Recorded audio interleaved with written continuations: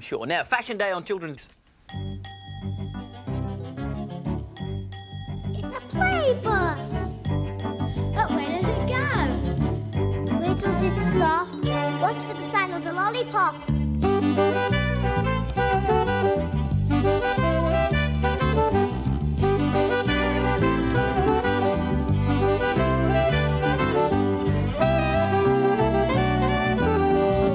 Stop! It's a patch stop. It's Peggy Patch. Peggy Patch is out today to find a patch to stop and play. Where will it be? Who will she meet? Has Peggy stopped at the end of your street? Can you guess where Peggy has stopped today?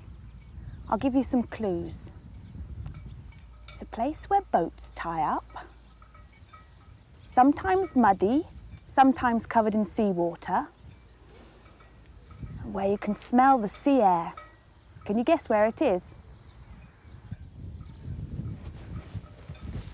She's beside the sea. She's on the salt marshes. They're called that because at high tide, the whole of the area is covered in seawater. But at low tide, it's very muddy. It leaves patches of salt behind.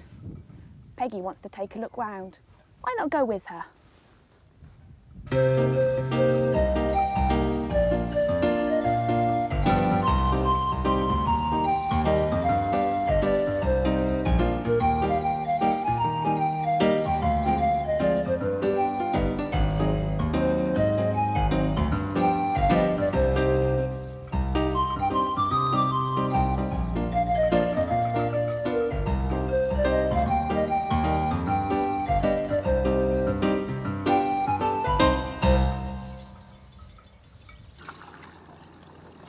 Collected some salty seawater to do an experiment.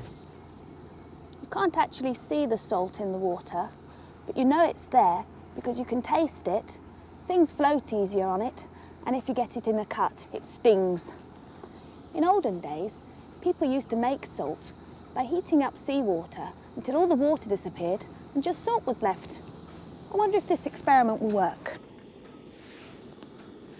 How much salt do you think we're going to make?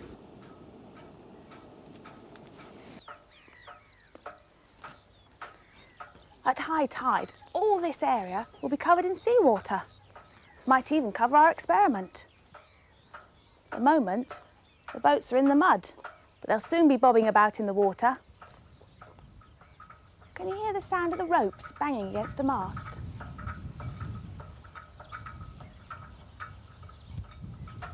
The boardwalks are covered in mesh. That's to stop people slipping if they get wet or muddy.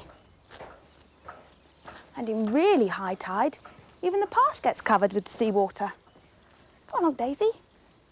Oh, look, there's the lightship. That's moored at the shore at the moment, but it used to be out at sea guiding the ships. A bit like a lighthouse. There are lots of flowers on the marshes, and they have to like the seawater because they stay open even under the high tide. What are these? Got my book here. They're called sea pinks. That must be because they're pink. Oh, what are these? There's lots of these. Let me see. It's scurvy grass, and it's called that because in olden days sailors used to eat it to stop them getting the illness called scurvy. Oh, look! It's a dead crab. Must have been washed in by the tide. There's lots of them. Oh, this pit looks as though it's been specially dug. I wonder what it's for. Peggy's friend Lennox is a fisherman. Bet he knows. These pits for keeping the saleable oysters in. You catch them on the boat, then you bring them here and put them in here ready for sale. We know where they are in the grounds and we catch them with the oyster dredge. You catch about 7 or 8 at a time, you know, with the dredge. An oyster takes 7 years to grow from a spat to an oyster, sale of an oyster. When you get the spout, that's the little tiny ones like tallow drops off a candle. The small ones we put in pits in the winter time to stop them from freezing, because in the shallow water they grow faster.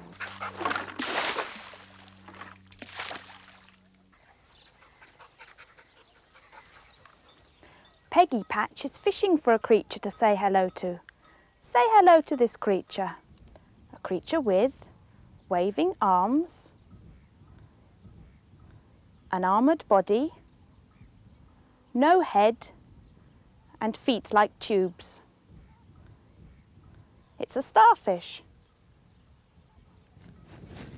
Have you caught one, Peggy? Oh, yes, you have. Let's fish it out. Oh, look at that. How many arms has it got? 1, 2, 3, 4, 5. But where are the starfish's eyes? It hasn't got any. But the end of its arm is very sensitive, so it can feel its way along the seabed. There's something very special about starfish. If they lose one of their arms, they can grow another one. But fishermen don't like starfish because they eat the oysters and other shellfish, and they used to chop them up and then throw them back in the sea. But the starfish used to grow back again. I'll put it back. Off you go. Peggy's got a really special starfish in here. It's called a sun star. How many arms has it got? 1, 2, 3, 4, 5, 6, 7, 8, 9, 10, 11, 12, 13.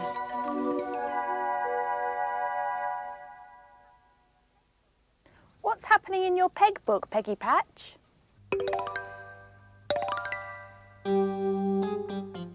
Down on Broome Common, there's someone very bright. When people make a mess of things, he always puts it right. His plans are most ingenious, they cause a good few shocks. Who is it? Fernando the Fox. Fernando the Fox was curled up, asleep in his den under the common. Suddenly, he was jolted awake by a thud, which made the walls of his den shake. "Earthquake!" he cried. Then he thought, "Can't be. We don't have earthquakes on Broome Common." Cautiously, he paced to the mouth of his den to investigate.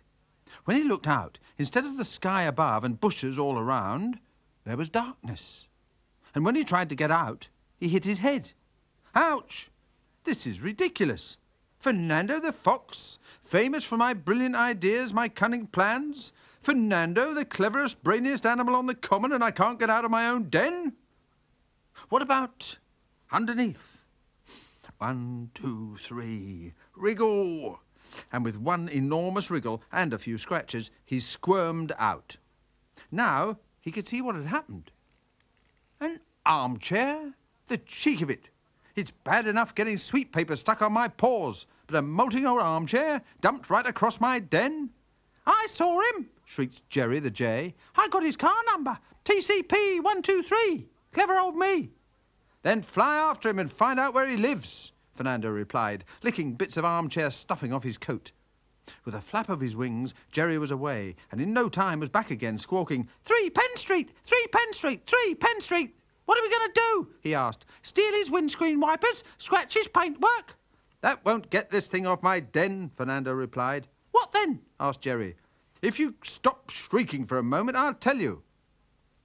That night, a shadowy figure sat in the bushes opposite Penn Street, invisible except for 2 glowing eyes fixed on the door of number 3. Jerry, who could never keep still, stirred on his perch in a tree above. "Quiet," whispered Fernando. "He's coming."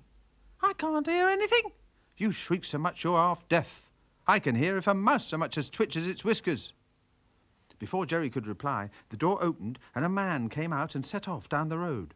Silent as a shadow, Fernando stalked him. When they came to the edge of the common, he pounced, growling and snapping at the man's legs. "Help!" the man screamed. "A ravening wolf!" He ran, Fernando at his heels. And when he tried to turn back, Jerry swooped down to head him off, and together they drove him across the common. He stumbled on clumps of grass, scratched his face and hands on bramble thorns, but still they drove him on until he fell headlong into his own armchair. He fell with such force, the chair toppled over on top of him. "Saved," the man panted.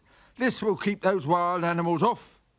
He spent a long, uncomfortable night, squeezed into a tight ball to keep every bit of himself safely under the chair. Only when morning came and he heard heavy footsteps did he dare to crawl out. He found himself looking at P.C. Lloyd, who always walked across the common when he came on duty. "Good morning, sir," he said. "May I ask, is this your armchair?" "Good gracious, how amazing. Yes, now that I see it, it is. And are you aware that there is a penalty for dumping?" "But I was being chased by a ravening wolf and a screeching eagle, and the chair saved me." "Very interesting story, sir," replied P.C. Lloyd. "I think you'd better come and tell it to the sergeant at the police station after you have removed this chair from the common. I'll come with you, just in case you should run into any more wild animals." Fernando and Jerry watched the man stagger off under the weight of his chair, closely followed by P.C. Lloyd. "Did you know the policeman would come along?" Jerry asked. Fernando grinned. "Those thumping great feet of his wake me up every morning, just as I'm dozing off after a night's hunting. And talking of dozing, that's just what I'm going to do. Right now." Do you know what I've got in here? Salt. Salt, ice, sugar, salt. It is, it's salt. So if there's all this salt here, there should be lots of salt on the ground, shouldn't there, really? Because the tide comes right over here. But what else is there lots of around here? It's what's all squishy. Mud. Yes, mud. So Moss. should we go off and see if we can find some mud? Because what are you going to do in the mud? We'll find some animals. Yes, going to go dredging, aren't you? So come on then, get your buckets and we'll go off. We'll go off that way. All right then. Mud hunt. Mud hunt.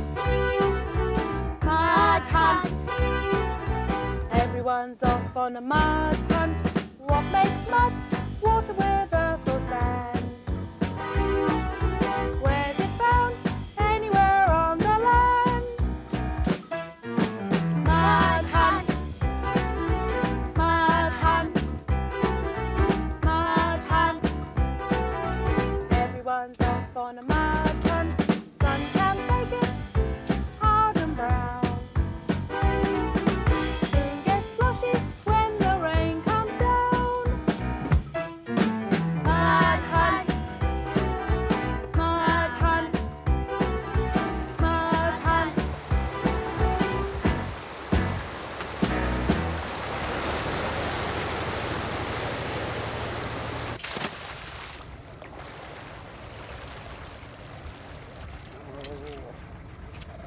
Mud this time.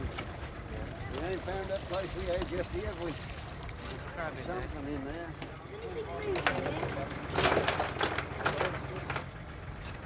We gotta go down a little further, I reckon.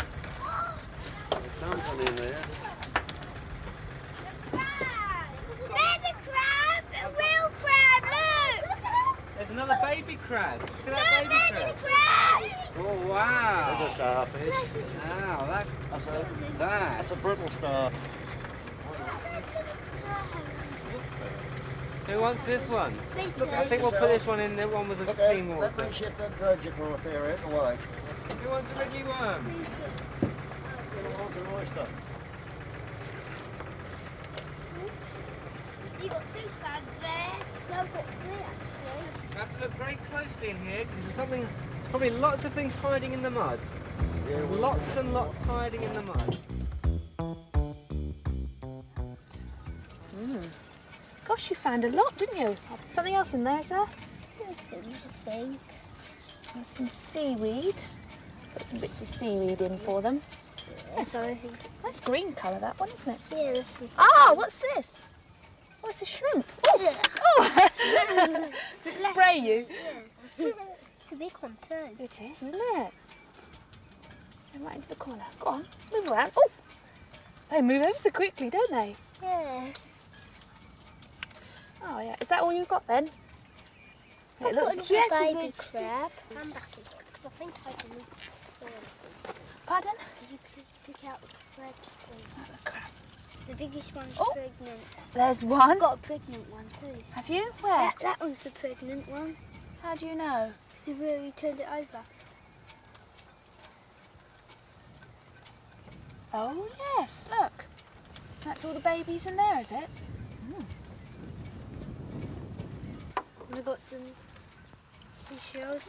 Around here. They might think it's the sea which has gone down. Oh yeah, look. They might, mightn't they? Oh, you got some more of those. Don't you eat mine. So, Right then, so we'll see what Tom's got. the cell. Ooh, Mama, we have seaweed. Seaweed on it. Can you pick out for me, please? What is it? The cells of some sort. A shell. Oh, it's a big shell, isn't it? Just like a rock. No, it's a baby. Oh, you found the cell. Oh, Oh, yeah. and I a have starfish. I have a starfish. You did, didn't you? It's clinging onto that shell, isn't it? Oh, there. Mine's a big starfish. I think we should put them back now.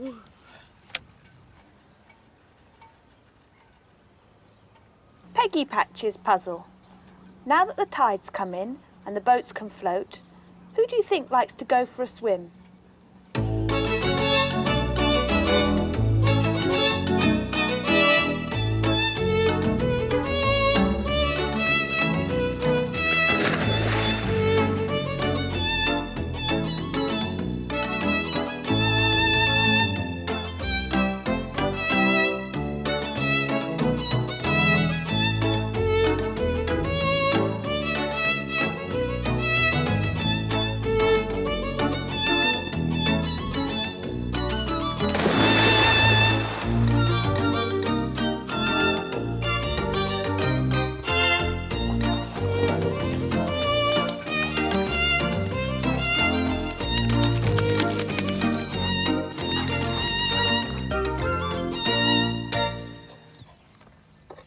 Pictures of this, pictures of that.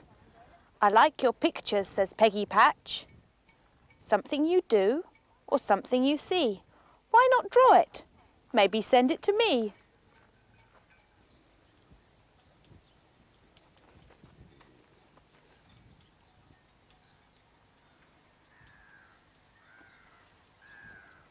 I've done a picture in each arm of this starfish. Sea pinks, shells, boats, crab, and don't forget the starfish.